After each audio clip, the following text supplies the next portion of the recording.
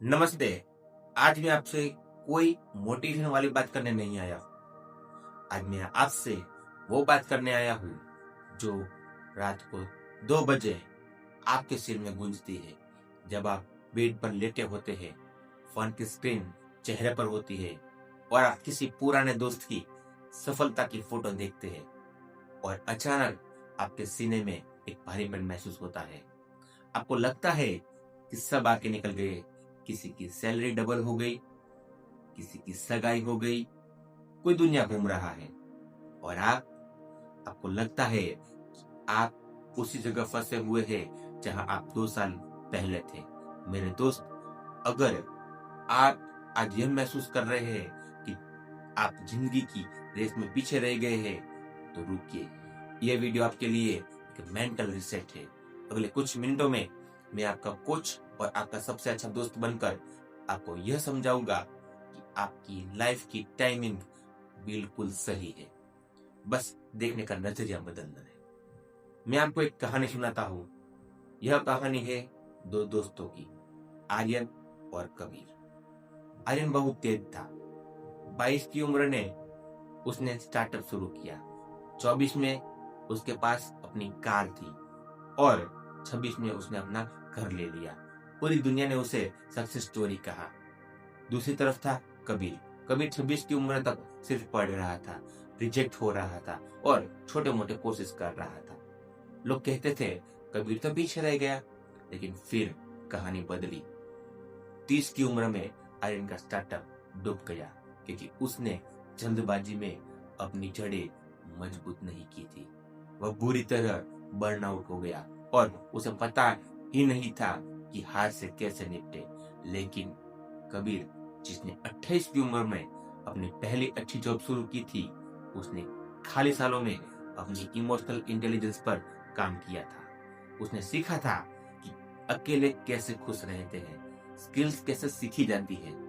जब कबीर आगे बढ़ा तो उसकी नींव इतनी मजबूत थी कि उसे कोई नहीं हिला पाया। सीख क्या है? हम अक्सर दूसरों की फिनिश लाइन को अपनी स्टार्टिंग लाइन मान लेते हैं। अगर कोई 22 की उम्र में सीईओ बन गया तो इसका मतलब ये नहीं कि आप 30 की उम्र में फेल हैं। हर फल का पकने का अपना मौसम होता है। क्या आपने कभी आम के पेड़ को देखा है कि वो सेब के पेड़ से जलन कर रहा हो कि तू पहले क्यों लाल हो गया? नहीं, क्योंकि उसने पता है जब मेरा मौसम आएगा तो मेरा स्वाद सबसे अलग होगा। अब जरा गहराई से समझते हैं कि पीछे रह जाने का डर आता कहां से है। इसके पीछे 3 मुख्य कारण हैं। पहला, द सोशल मीडिया ट्रैप। आज हम दूसरों की जिंदगी के बिहाइंड द सीन्स नहीं देखते, सिर्फ उनकी हाईलाइट रील देखते हैं।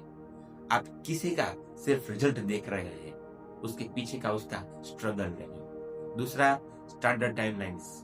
हमारे समाज ने कुछ इमेजिनरी लाइंस खींच दी है कि 30 तक सेटल होना ही होना है। ये लाइसेंस इंसान ने बनाई है, कुदरत ने नहीं। तीसरा, हाइपर कंपटीशन। हमें बचपन से सिखाया गया है कि सिर्फ टॉप 3 लोग ही सफल है, बाकी सब फेल।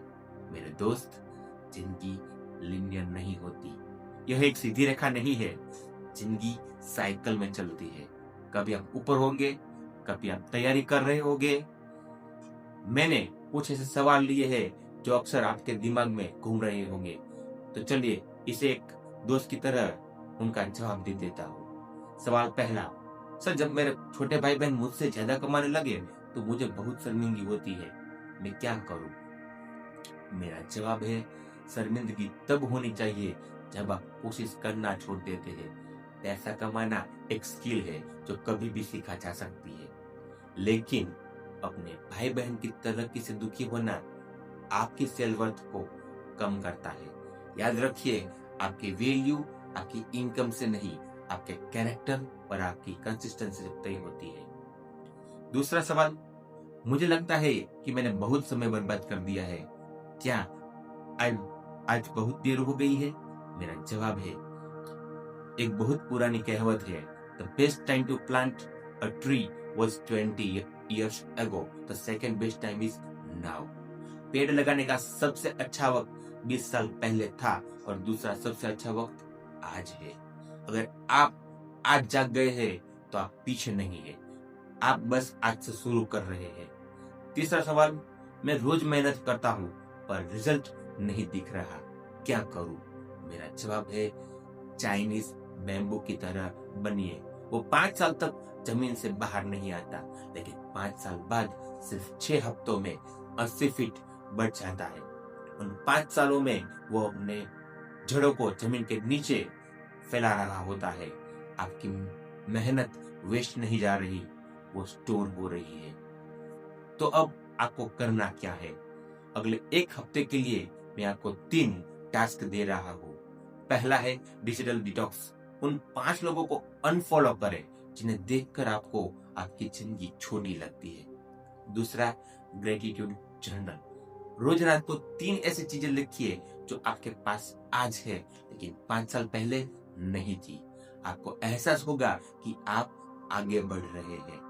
तीसरा है मैक्रो पेशेंस माइक्रो स्पीड। बड़े गोल्स के लिए सब्र रखें, लेकिन आज के छोटे काम के लिए पूरी रफ्तार दिखाइए। अंत में बस मैं इतना ही कहूंगा, आप किसी और की घड़ी के हिसाब से नहीं चल रहे, आप अपनी घड़ी के हिसाब से चल रहे हैं। ओबामा 55 में रिटायर्ड हो गए और ट्रंप ने 70 में शुरुआत की। आप बिल्कुल सही जगह पर है। अपनी सांसों पर ध्यान दे, मुस्कुराए और खुद से कहे, मैं अपनी रफ्तार से चल रहा हूँ और मैं काफी हूँ। अगर इस वीडियो ने आपके दिल को छुआ है तो कमेंट में आई एम ऑन माई वे जरूर लिखें। मैं हर कमेंट पढ़ूंगा।